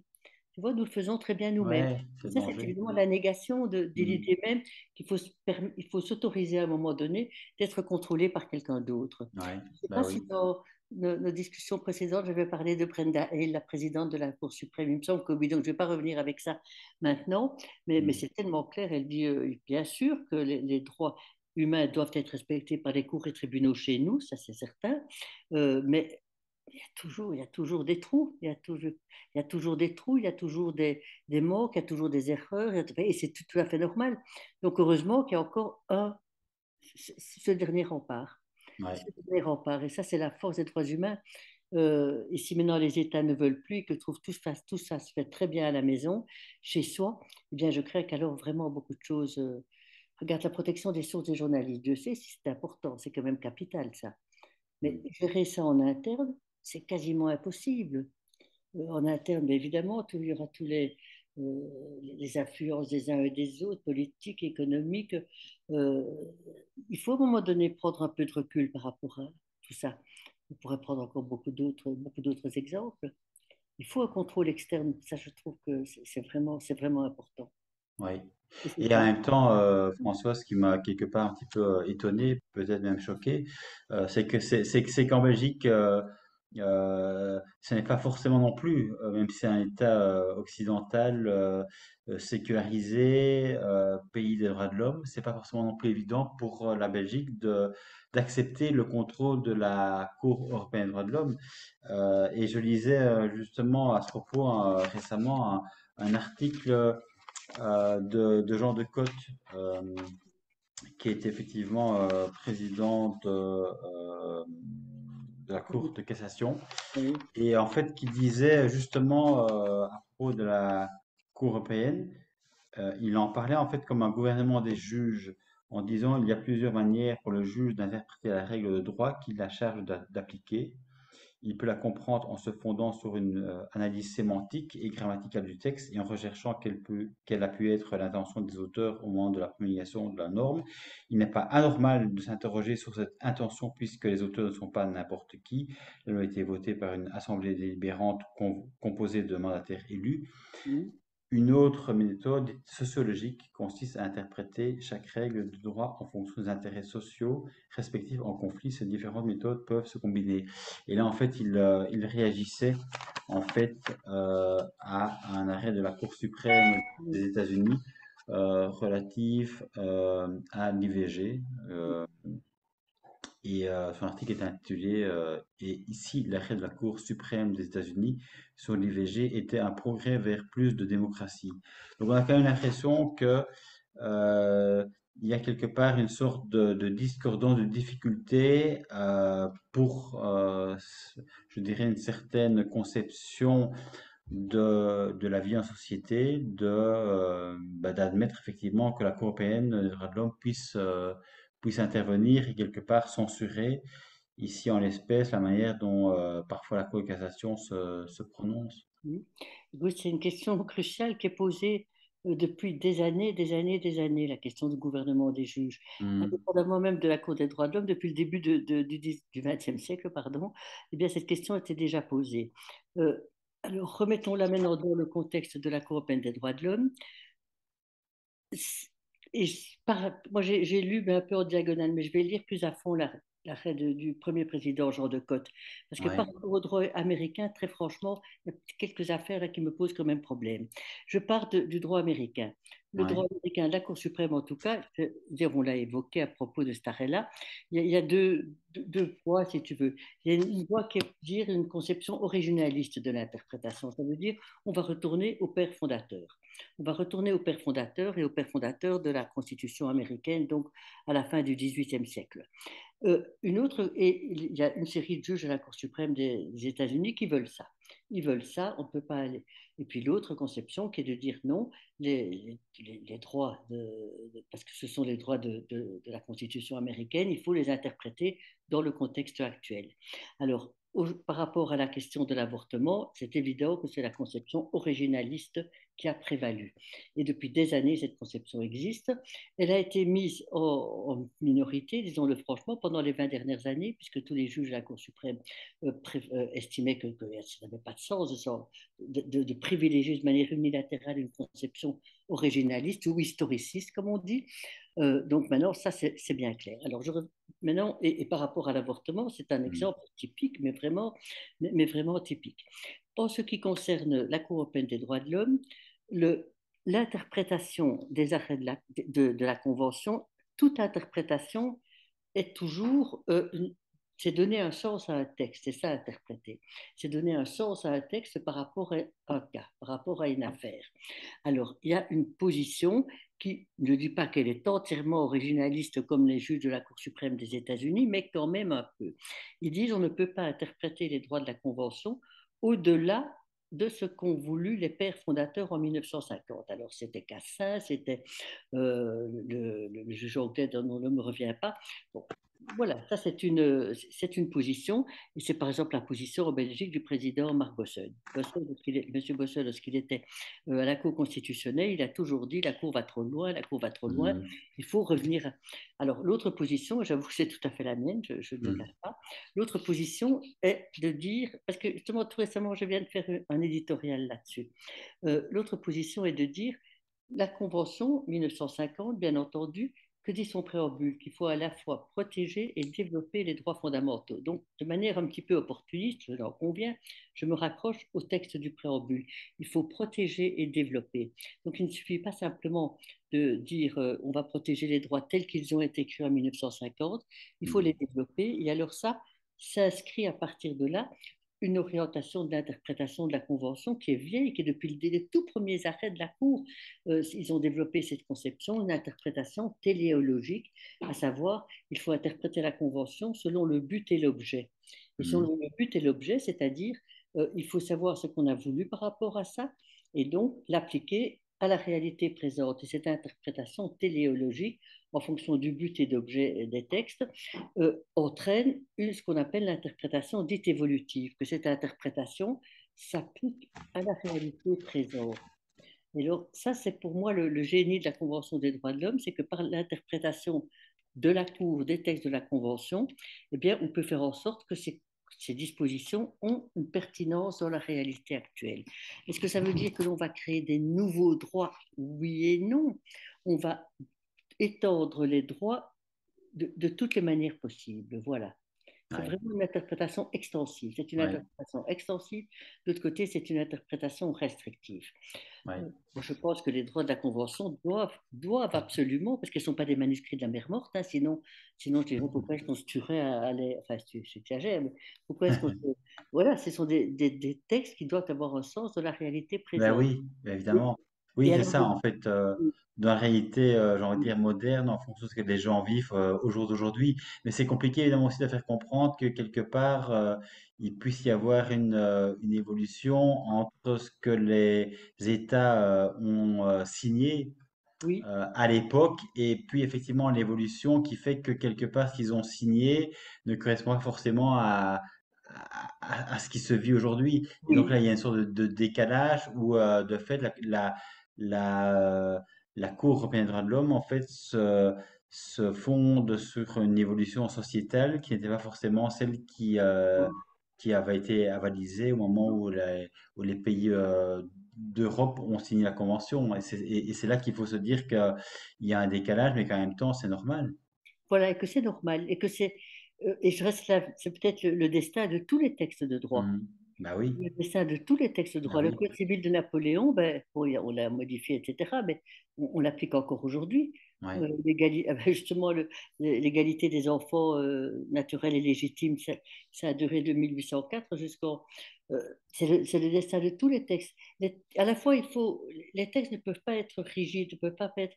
euh, alors, je sais bien que la flexibilité peut porter atteinte à la sécurité juridique. Ça, c'est clair, parce qu'on voit qu'il y a des valeurs qui sont en contradiction, Bah hein. oui, Sécurité juridique d'un côté, oui, OK. oui, bah oui, Flexibilité, on tout dit l'enjeu. Ouais. voilà où est l'enjeu, où sont les limites. Et Mhm. ça, la Cour doit faire évidemment extrêmement attention, doit faire extrêmement attention, parce que je prends vraiment l'exemple des idiots, les transsexuels dont je parlais tout à l'heure, évidemment que les pères fondateurs de la Convention n'ont pas pensé à eux, ça c'est clair, ça c'est évident, quoi. Ça c'était impensable, tout simplement. Bon, mais alors Ouais. évidemment, il y a quand même aussi un peu un biais dans cette affaire-là, c'est que très souvent dans la critique de ça, on dit l'interprétation téléologique et extensive et selon, parce que la cour doit être un living instrument, comme dit la cour tout le temps, un instrument vivant, elle doit être un instrument vivant qui doit être capable de donner sens aux réalités présentes. Très souvent, on dit ceux qui ont la position originaliste sont les conservateurs et ceux qui ont une interprétation évolutive, ce sont les progressistes. Ça veut dire qu'il y a derrière, euh, il voudrait avoir qu'il y ait des arrêts de la cour qui est dans un sens beaucoup plus conservateur que si on adoptait l'autre interprétation. Et ça, j'ai fait un petite recherche là-dessus. C'est un argument qui n'est pas exact parce que j'ai vu des interprétations évolutives qui n'étaient pas du tout dans un sens progressiste, pas du tout. Pas du tout. Donc, c'est de dire que Mhm. là, c'est nécessairement. Parce que derrière, il y a ça. Hein, il y a ceux qui disent qu'ils veulent que les droits humains soient le plus développés, l'argent. Les autres, bon, au contraire, les restreindre le plus possible. Donc, Mhm. il ne faut pas négliger le fait que derrière ce débat théorique qui se présente sous des aspects comme ça très surnaturels, j'ai envie de dire, il y a des questions bien concrètes. Est-ce qu'on veut, on estime qu'il faut une violation, qu'il ne faut pas de violation? Ces exemples me sortent comme ça, comme ils m'arrivent dans la tête. Les détenus qui travaillent, par exemple, en prison. Déjà, ceux qui en ont, c'est déjà très bien. C'était un monsieur qui avait travaillé en prison, qui était en prison pendant 40 ans, qui avait toujours travaillé avec des petits salaires de rien du tout, évidemment. Ça, tu le sais. Sorti de prison, il n'a rien, pas une sécurité sociale, rien du tout, du tout, du tout, du tout, du tout. Donc, alors, on va dire, est-ce que c'est pas un traitement inhumain dégradant de laisser des gens travailler pour un salaire, enfin, qui n'en est pas un, une indemnité même, et puis quand ils sortent, il n'y a rien. Est-ce que accepter ça, ça serait aller au-delà des termes de la Convention? Non. Le traitement inhumain et dégradant, c'est un concept général. Oui, bah oui. Il y a tout, hein.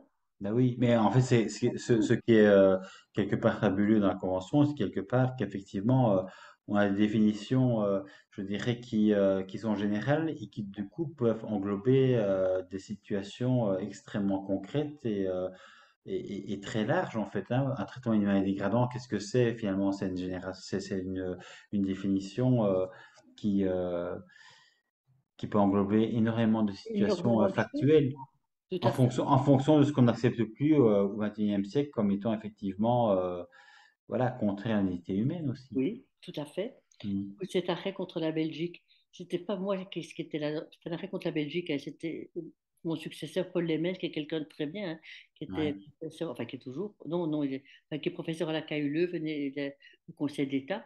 Lui a eu cette affaire, je ne me rappelle plus le nom, avec des gifles à des ados dans un commissariat de police. Et la Cour a estimé qu'il y avait une violation de l'article 3.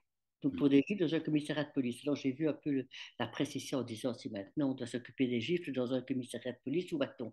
Mais d'autre part, le raisonnement de cet arrêt, il est magnifique. Il dit des gifles pour des adolescents qui se trouvent dans une position d'infériorité, eh bien c'est vraiment la création d'humiliation. Or, que protège l'article 3 de la Convention et de toutes les dispositions visant le traitement inhumain et dégradant, c'est ce qui vous humilie à vos propres yeux et aux yeux d'autrui. Ouais, ouais. On a fait tout un raisonnement pour dire, eh bien oui, dans cette situation-là, on estime que. Ouais. Parce que dire toujours ce que les pères fondateurs n'ont pas voulu, mais les pères fondateurs, euh, d'abord, ce ne sont pas des juges, ce sont les maîtres des traités, ce sont nos législateurs. Alors les législateurs, toute loi, quelle qu'elle soit, a toujours eu besoin d'une interprétation. ouais. On ne la critique pas lorsque c'est des droits internes, mais lorsque c'est du droit international, alors tout d'un coup, ça devient la catastrophe. Idem pour l'expulsion des étrangers malades. Mhm. Ah Euh, oui, Tu vois, ça, c'est une très question. délicat, oui, très délicat parce Ouais, que mais la Cour, effectivement, a pas mal évolué. C'est-à-dire qu'à un moment donné, elle estimait que il fallait pratiquement être à l'article de la mort pour voilà. estimer que l'article 3 était violé. Et puis, en fait, le Conseil contentieux des étrangers a eu une conception quelque part plus souple sur laquelle, du coup, la Cour s'est alignée pour dire qu'on pouvait, je dirais, assouplir l'interprétation de l'article 3 de la Oui, CEDH. Ça, oui. c'était assez extraordinaire quelque part. Ah oui. Ah Ouais, oui, ça a été vraiment un grand retournement de jurisprudence oui, assez énorme parce qu'il y avait eu une vieille affaire D contre le Royaume-Uni où là, ouais, effectivement, la personne était à l'article de la mort. Et puis, on a ouais. eu l'affaire N contre le Royaume-Uni, une femme nigériane qui a été renvoyée là-bas et qui était atteinte du sida et qui, effectivement, en est décédée au retour parce qu'elle faisait valoir qu'elle n'avait pas les médications requises. Là, la Cour a trouvé qu'elle n'était pas assez malade. Enfin, je dis ça de manière un peu simple, quoi. Ah oui, Et oui. puis, il y a eu après ça une autre affaire, Papochvili, qui était un cas beaucoup moins clair à mon avis, parce qu'ici c'était un délinquant, donc on aurait pu dire oui quand même, un délinquant. Je sais que l'argument n'est pas bon, mais Ah oui, ça marche, hein, évidemment. ça, On dit ça ça à l'autre. impacte, oui. Évidemment, c'est maintenant. Et les avocats qui sont occupés de cette affaire, moi, je n'étais plus à la cour depuis longtemps, effectivement, ils se disaient, ouh là là, notre affaire, elle est. Ben oui, mais voilà, il fallait tenter. Et la cour a changé sa jurisprudence. Et le juge belge, ça, j'ai admiré, il s'est expliqué dans une opinion séparée pourquoi il avait changé d'avis Ouais. entre le premier jugement et ici. Ça, j'ai trouvé vraiment, vraiment classe, quoi. Vraiment. Oui, Ah oui, oui, il a dit, ben voilà, moi ici, je trouve que maintenant, il faut avancer, il faut évoluer. Mais c'est vraiment.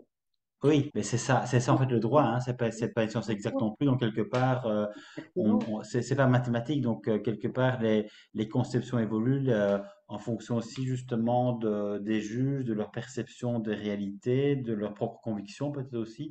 Bien sûr. Et c'est du coup quelque part aussi toujours un petit peu insécurisant pour les personnes qui se disent, mais en fait le droit c'est pas une sécurité absolue, quoi. Je veux dire, en fonction du cas, en fonction du dossier, ça peut évoluer. Et on voit effectivement du coup des revirements de jurisprudence, alors que les règles, les dispositions légales n'ont pas changé. En fait, l'article 3, c'est toujours le même article 3. Tu as tout à fait raison. Le Mm. droit n'est pas. Celui qui croit que le droit c'est blanc et noir, il doit faire d'autres études. Parce Ouais. que c'est vraiment. Non, mais c'est vrai. Non, Oui, c'est oui. pas. Ouais, je dis pas non plus que c'est gris, mais il faut que le droit s'adapte aux réalités. Sinon, Ouais. avec des balises, évidemment avec des balises. Écoutez, regarde certains qui sont. Parce que ce débat sur l'interprétation se double d'une question beaucoup plus idéologique, ceux qui sont en faveur des droits fondamentaux et ceux qui estiment qu'on en fait trop. Donc Ouais. il y a vraiment ce double niveau, ça c'est certain. Mais là, on peut dire que la Cour a créé un nouveau droit. Lorsque dans le droit à la vie privée, la Cour a inclus là-dedans le droit à la réputation. La Convention ne parle jamais du droit à la réputation. En tout cas, pas dans l'article 8. Eh bien, la Cour a, par son interprétation, créé le droit à la réputation, Mm. qui alors maintenant rentre en conflit souvent avec le droit à la liberté d'expression, mais ce n'est pas un droit en tant que tel. Ce n'est pas, donc c'est un sous-droit, appelons ça comme ça. C'est Ouais. un sous-droit. C'est un, oui. Oui, enfin, j'ai déjà eu l'occasion d'en parler souvent avec Marc Bossert, et peut-être maintenant il n'est plus à la cour de. Enfin, voilà, je crois on a déjà dit tous nos arguments dans tous les sens. Ouais, ouais, je pense On que va pas Marc Bosseux était recommencer. beaucoup plus, je pense, beaucoup plus, j'ai Oui, envie de dire, strict par rapport à l'immigration aussi, hein. Je pense que voilà, il a été commissaire oui, euh, général aux réfugiés et apatrides et je oui, pense il a effectivement une conception beaucoup plus stricte par oui, rapport à l'immigration. Mais la question que je voudrais te poser aussi, Françoise, la question suivante peut-être, c'est que de fait, fondé par décret, l'Institut de promotion des formations sur l'islam, écrit en 2017, oui, suite aux recommandations de la commission présidée par toi-même, et André Area, chargé en 2015 par le ministre Jean-Claude Marcourt de faire des propositions au gouvernement en vue de favoriser un islam de Belgique. oui, Alors, on parle effectivement des droits humains, j'ai envie de dire, de l'égalité homme-femme, ce qui paraît essentiel dans une démocratie, en Mhm. tout cas en Occident, de ce qu'on appelle effectivement l'émancipation. Et du coup, par rapport aux revendications justement de certaines personnes, notamment des femmes qui portent effectivement, j'ai envie de dire, un étendard pour faire en sorte que la religion de l'islam soit de fait intégrée dans nos démocraties. Comment en fait tu vis un peu cette tension, c'est-à-dire la place de l'islam, j'ai envie de dire, dans nos démocraties, parce qu'il y a un point de tension, comme on l'a connu évidemment avec le catholicisme à une époque où Oui, il n'y avait pas de séparation des pouvoirs, le religieux empiétait sur le politique, et à un moment donné, il a fallu mettre le religieux, j'ai envie de dire, à sa place pour qu'on puisse justement vivre ensemble. oui, Et la Cour des droits de l'homme, quelque part, effectivement, à un moment donné, a été saisie d'une problématique très particulière qui était effectivement le port de la burqa. Ça a été en oui, France, mais c'était aussi en Belgique. Et donc la Cour européenne des droits de l'homme s'est positionnée en disant effectivement que la législation belge, comme la législation française avant nous, avait effectivement le droit d'instaurer, je dirais, une interdiction complète du port de la burqa pour justement permettre de se vivre ensemble. Et on voit bien quelque part ces revendications, eh bien, si le droit ne met pas des balises pour éviter, je dirais, une prégnance du religieux sur la société civile émancipée, sécularisée, on revoit effectivement que le religieux revient de manière systématique, j'ai envie de dire, dans l'actualité. On l'a vu aussi par rapport au Conseil d'État en France, par rapport au Burkini. oui. Et donc, toi, comment tu te positionnes par rapport à ça? C'est intéressant que tu lis les deux à la fois, la commission Marcourt et puis cette question-là. Parce que le Hmm. cœur de la commission Marcourt, moi je ne suis pas une spécialiste à l'islam, moi, elle était. Mais comme on devait faire entendre toute une série de personnes pour faire le point sur les formations des imams, des professeurs de religion islamique, des aumôniers dans les prisons, dans les IPPJ, donc, c'était de faire le point sur ces formations. Or, ce n'est pas un terrain tout à fait accidentel que l'on s'intéresse aux formations. À savoir que si on veut véritablement d'arriver à un islam de Belgique, eh bien, la question de la formation de tout ce personnel qui est de plus en plus important, depuis les imams de tous les degrés, enfin tous ceux que je viens de citer, c'était vraiment bien clairement notre cible. Il faut les former. Si ces gens viennent en Belgique, sont en Belgique, et pour la France, ce serait pour la France, eh bien, ils doivent connaître dans quel pays ils sont, quel est le régime démocratique dans lequel ils vivent. Ils doivent en parler la langue, ou les langues, bien sûr. Donc, les créer un islam de Belgique, c'est de dire c'est une religion comme les autres. Elle doit être reconnue. Elle est reconnue, bien sûr, comme les autres. Et donc, il faut que tous ceux qui contribuent à cette religion connaissent des formations solides, non seulement sur le plan cultuel, ça, c'est pas le problème de l'État, ça, c'est le problème, mais sur le plan culturel, j'ai envie de dire, les dispositions qui gouvernent notre pays, parmi lesquelles notamment l'égalité homme-femme.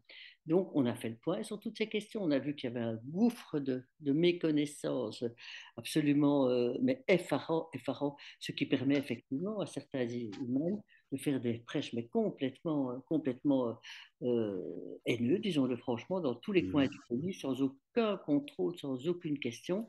Et Ouais. donc, on en arrive alors à des oppositions comme ça aussi fortes. Donc, d'avoir écouté toutes ces personnes pendant 2 heures, puis d'avoir fait le rapport, et d'avoir, dans la commission, il n'y avait pas que des profs d'université, hein, il y avait des membres de l'exécutif, donc il y avait des membres même comment il s'appelle, il y a dans le membre de l'exécutif, et puis à côté, bon, les temps passent, alors du coup, on oublie un peu tout ça.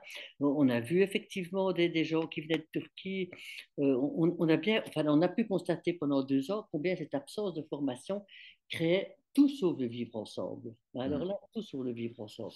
Et donc, c'est pour ça que cette commission, pour moi, était vraiment importante pour bien poser les balises de la formation pour arriver à avoir une société apaisée, parce que sinon, on va toujours continuer. Alors, par rapport maintenant, quand tu poses la question du voile, du burkini, de la burqa, en fait, de toutes ces questions-là, Hmm. la Cour européenne des droits de l'homme a eu une affaire qui s'appelait Leila Chahi, mais déjà bien longtemps, en 2008 ou 2009, et qui concernait le port du foulard. À ce moment-là, le foulard, c'était pas la Burkina, c'était... Et là, la Cour a une position que j'avoue personnellement, je n'étais pas d'accord avec ça, donc j'ai fait une opinion dissidente, puisqu'il fallait... Enfin, c'est comme ça qu'on fait, quoi. Ouais. Était de dire, ben voilà, c'est la religion de l'État. Euh, bon, moi, pourquoi j'étais pas d'accord avec cette position? Parce que il y avait un aspect de cet arrêt qui était c'était une jeune fille, une jeune femme, enfin une jeune fille, qui faisait des études de médecine et qui, ayant été exclue d'université, a dû les continuer ailleurs, en Autriche. Alors sur ce terrain-là, au niveau de la liberté d'enseignement, parce qu'il y a quand même le droit à l'éducation, hein, dans la Convention, c'est un Ouais. protocole qui, je trouvais que ça c'était absurde de refuser à quelqu'un le lieu où on peut justement lutter contre les discriminations. Donc, de dire qu'il n'y a pas de violation du droit à l'éducation en refusant quelqu'un dont rien dans le dossier ne pouvait dire qu'elle était ni radicale, ni influencée. C'était une universitaire, donc c'était vraiment. Donc voilà. Et puis euh, l'autre aspect, c'est de dire que c'est quelque chose qui est imposé par la religion musulmane. Ça, c'est pas vrai, ce n'est pas exact. C'est une pratique, ok, Oui. ça Ouais. soutient, mais que c'est une atteinte à la liberté de religion, qui est non seulement la liberté d'avoir une religion, mais de la manifester. Ça, c'est le sens de cet article 9 de la Convention, liberté de pensée, de conscience et de religion, le droit d'avoir et de changer, ou de ne pas en avoir, bien sûr, parce que c'est ça que j'aime bien dans le droit à la liberté de religion, c'est aussi bien précieux, aussi bien pour les croyants que les incroyants, comme dit la Cour, ce que je trouve très juste. Mhm. Donc, on a le droit d'en avoir, et on a le droit d'en changer, et on a le droit de manifester. Et si on a le droit de manifester, mais pourquoi ces femmes ne peuvent-elles pas porter le foulard que tout le monde fait et alors? Et alors? Enfin, moi, c'est comme ça. Et alors? Donc, je ne suis pas du tout en faveur d'une. Je déteste le foulard, mais je déteste qu'on l'interdise. Voilà. Ouais. Mais j'ai aussi un peu l'impression quelque part qu'on instrumentalise justement les droits de l'homme pour essayer quelque part de les de les, de les distordre pourrait justement faire en sorte que les, les valeurs religieuses puissent effectivement quelque part s'imposer au nom de nos libertés. Et là à ce moment-là, évidemment, on en vient à dire que le voile, c'est ma liberté, alors qu'en fait, peut-être qu'il y a un long chemin Oui. à faire entre ce qu'est vraiment la liberté et ce que de fait est la soumission telle que les religieux et le patriarcal le souhaitent par rapport aux femmes. Parce que forcément, le voile, ce n'est que jamais que les femmes qui le portent. Les hommes s'en portent très bien sans le porter.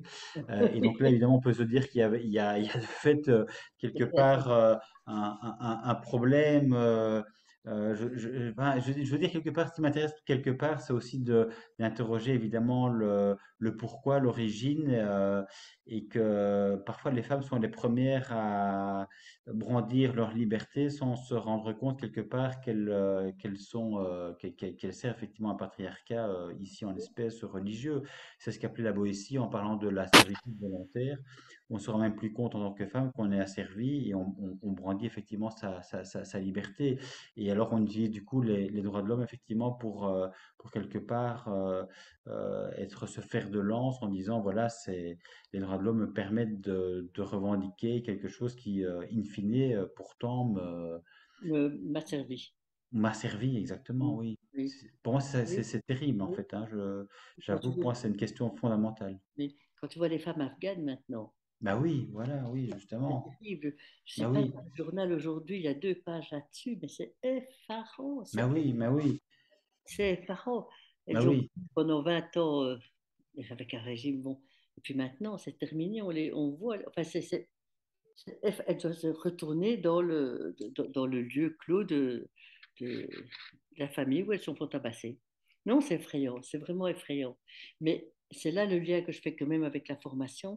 Si dans notre pays, si ces imams, si les aumôniers dans les prisons, parce que maintenant les aumôniers dans la prison, ils ont une place extrêmement importante, si ces gens ne sont pas formés à ce que c'est une démocratie occidentale, puisque rappelons, même si je n'aime pas ça, mais si ces gens ne sont pas capables d'exprimer ce que c'est, ben, évidemment il va continuer.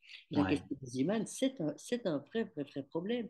Maintenant, ce problème est loin d'être réglé avec ce genre de mesures et l'institut qui a été créé, parce que évidemment, beaucoup de mosquées ne demandent aucunement une subvention de l'État.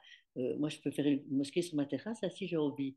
bah Euh, oui. et, Oui, euh, bien sûr, oui, bah oui. et Mais donc, du coup, en fait, peut-être, Françoise, pour ne pas être trop long, oui, même si j'aime beaucoup notre échange, oui, euh, un des derniers points, en fait, qui, oui, en tant que, j'ai envie de dire, qu'occidental, peut oui, effectivement nous intéresser, c'est nos convictions religieuses et aussi, en fait, l'emprise que la religion a pu avoir sur la vie de millions de croyants. Et la question, du coup, aussi de l'impunité, de l'immunité du Vatican. Tu sais peut-être comme moi que des un collectif belge, en fait, a essayé de porter devant la Cour pénale des droits de l'homme une oui, action justement pour faire en sorte que le Vatican soit déclaré responsable des abus commis effectivement en son sein et notamment effectivement sur des millions bah oui, de personnes qui ont été violentées sexuellement ou spirituellement oui, et du coup, la Cour des droits de l'homme récemment en fait a estimé que le Vatican bénéficiait d'une immunité. Et du coup, en fait, j'avais envie un peu de voir avec toi comment toi tu te positionnais par rapport à ça, parce que c'est vrai que quelque part, tout individu, toute organisation est susceptible d'être responsable de ses actes. Et on voit que le Vatican, quelque part, il reste un petit peu comme à part, parce qu'en Occident, de fait, il a toujours été considéré comme, comme une organisation qui avait un privilège, quoi, un privilège, oui. j'ai envie de dire, entre guillemets, tenu de Dieu. Oui. Moi, j'avoue, j'ai vu, c'est une décision ou un arrêt, je crois que c'est une décision, parce que ça ne me semble pas être un arrêt, sinon ça filerait certainement en grande chambre. Ça, il Oui, faudrait vérifier. Moi, j'avoue, étonnée aussi, parce que l'immunité des États, on a eu beaucoup d'affaires sur l'immunité des États, les immunités des chefs d'État, mais c'est en raison du pouvoir souverain qu'ils ont sur la réalité, pas sur la divinité, mm, et donc d'avoir été interpréter ça. Moi, j'avoue, quand j'ai vu cette décision, qui ne me semblait pas d'une motivation extrêmement forte, j'avoue que j'ai été assez heurtée, je ne le cache pas. Évidemment, le problème était énorme à la manière dont cette requête a été formulée, était, à mon petit humble avis, elle était mal, mm, d'une certaine manière, c'est comme si elle cherchait à se faire renvoyer, quoi, voilà. oui, Il fallait anticiper ces questions, il fallait les expliquer, il fallait aller plus ouais, loin. Parce que c'est alors l'immunité du Vatican comme pouvoir spirituel, pour moi, personnellement, je ne le cache pas. On peut dire que c'est un État, que le Vatican est un État et que dès lors, comme tout État, ils ont l'immunité. Même si s'agissant des États, on voit très bien que cette théorie des immunités des États commence à affaiblir, hein, parce que c'est toujours évidemment la raison, c'est ce qui a empêché le développement du droit pénal humanitaire aussi, hein, ça c'est évident. Donc ça, j'avoue que oui, je me dis, c'est une affaire mal emmanchée et alors mal jugée, si je peux me permettre de dire ça. Mais mm. parfois, je me dis le fait que, par exemple, on n'ordonne pas les femmes, qu'un jour, on ne pourrait pas, après avoir épuisé les voies de recours materne, dire que quand même, là, il y a une discrimination fondée sur le sexe, tout Ah oui, simplement. oui, Et des femmes en France ont fait, elles se sont présentées, il y avait un poste vacant, si j'ose dire, comme nonce ou comme évêque, et des femmes ont postulé, tout ouais, simplement, ouais, ouais, bah oui. attendant évidemment qu'on leur dise un non. Et je me dis, tiens, là, on aura peut-être quelque chose de plus. Non, si on veut passer par là, mais évidemment, c'est un changement de culture fondamental. Mais Oui, oui, oui. enfin, Mais je ça pense passe.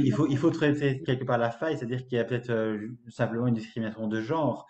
C'est-à-dire que la femme, effectivement, dans l'Église n'est pas l'égalité de l'homme. Et c'est peut-être par là, effectivement, qu'il faut trouver la faille en disant que là, il y a de fait de discrimination et que du coup, c'est De genre, répréhensible tout à juridiquement. fait. Ah oui, je trouve que là, il y a quelque chose. Là, il y a quelque chose, parce que interdire l'accès, au fond, à une profession, d'être cardinal ou d'être, enfin, non pas cardinal, mais d'être, je sais pas moi, c'était l'évêque de Lyon, quelque chose comme ça. Je trouvais que Oui, oui.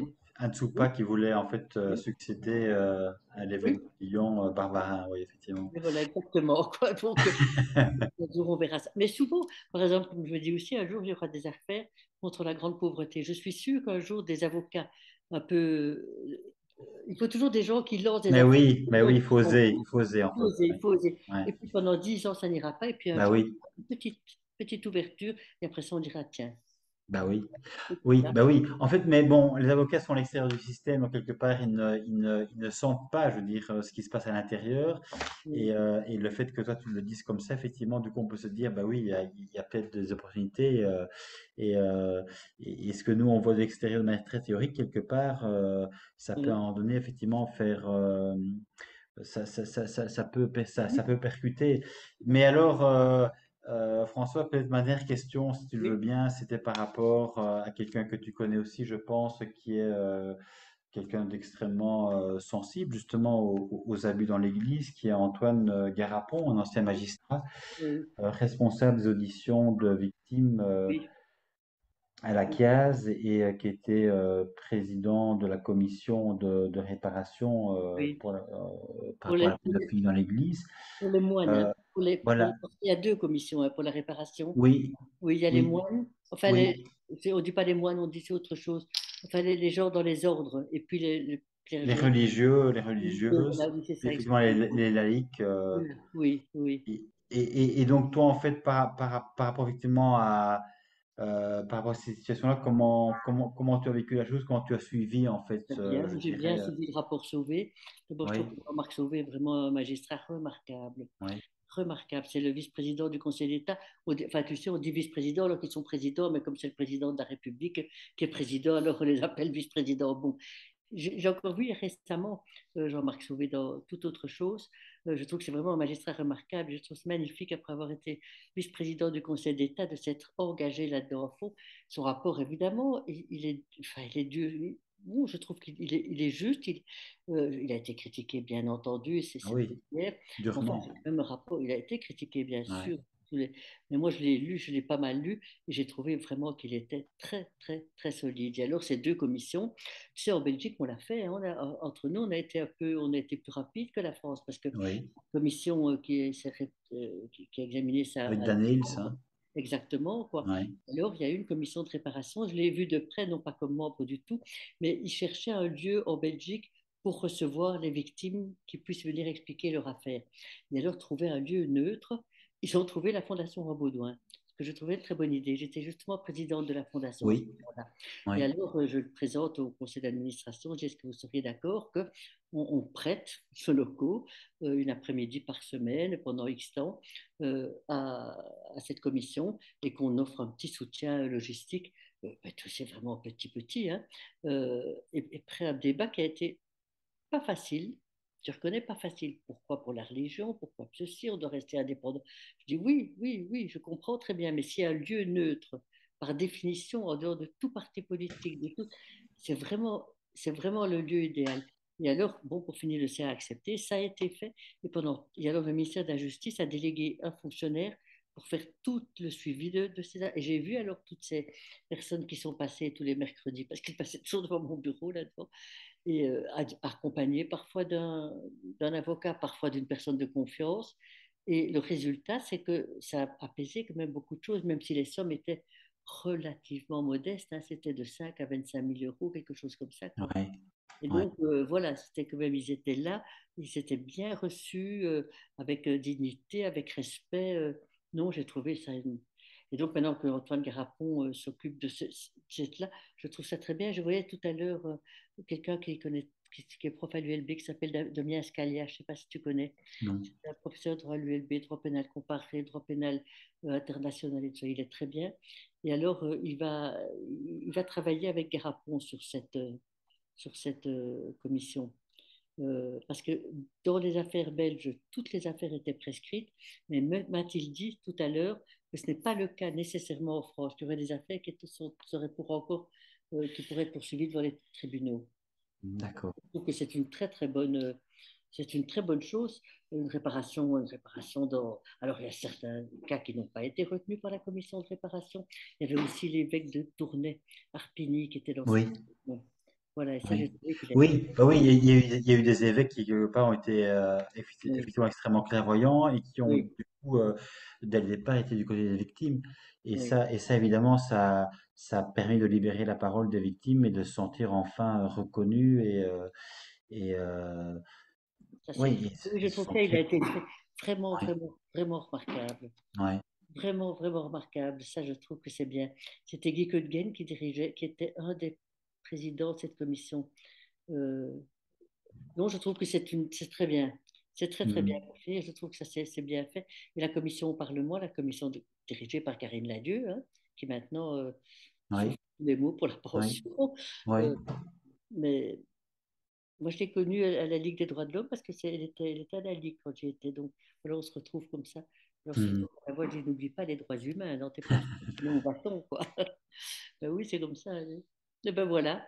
Mais oui, mais alors j'ai quand même envie de te poser ultime question, Oui, Françoise, par oui. rapport justement à ton parcours entre, je dirais, l'enfant que tu étais et la femme que tu es maintenant.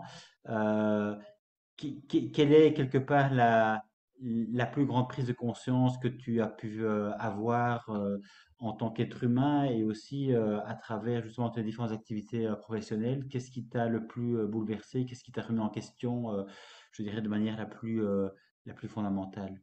Ben, les injustices. Voilà, ça Ouais. c'est clair. C'est vraiment les injustices.